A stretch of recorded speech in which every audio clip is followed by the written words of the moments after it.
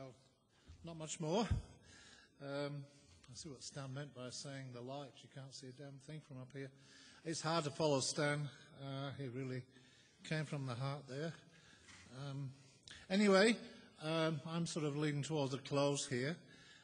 Just one comment on Aldrin's song there. Those of you who were at the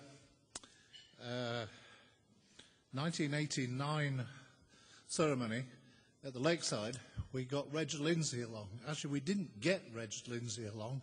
Reg Lindsay insisted on coming along to sing Armstrong on the Moon.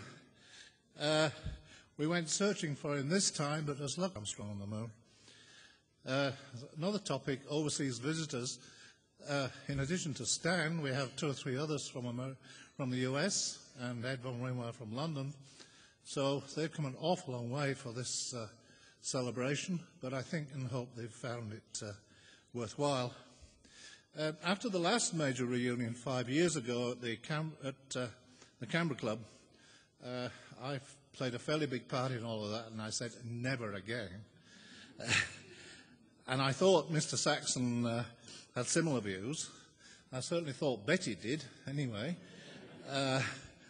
But a couple of years ago, John started muttering about the biggest, bestest and last.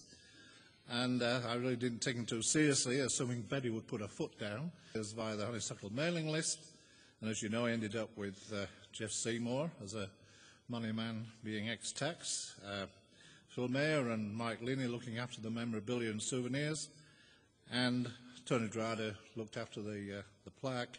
Plus many others, many of whom I know, but I'm not going to attempt to mention them because I'll probably miss someone out, and I really wouldn't want to for that to occur.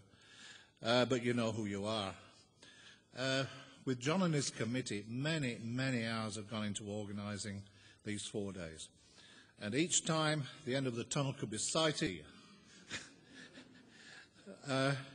So instead of a one-day lunch, which is all we aspired to on previous events, John's ideas included working with CDSCC for a TID-based event, which went very well yesterday, and thanks to Miriam and Glenn and CSIRO.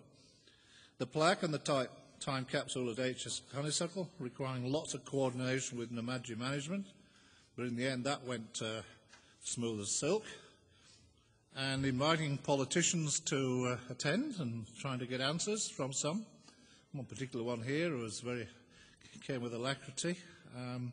But John had one hell of a time, I gather, conversing with others. Encouraging the US Embassy to help in many ways, which they did, and we're very thankful for that. Obtaining the moon seeds, triggered by others in the US. Coordination with the Mint on the 50-cent coin launch. Negotiating with the club here and their media contractor for the best deal. He wouldn't dare tell you what the initial costs were that we might have been up for if he hadn't been good at negotiating. Questacon, in regard to Patrick, and coordinating the film showings tomorrow. John tried to set up links with Houston for today, but couldn't quite be achieved. And also it's probably, well, I think Cole mentioned it in passing, that John kicked off the TV tape search. And then he did all these mundane things like shopping for items. He must have worked 100 hours a week for the last few weeks on this. So on behalf of myself, John, and all the committee, I really thank you for all your efforts and hope that you don't have any bright ideas in the future. Thank you, John.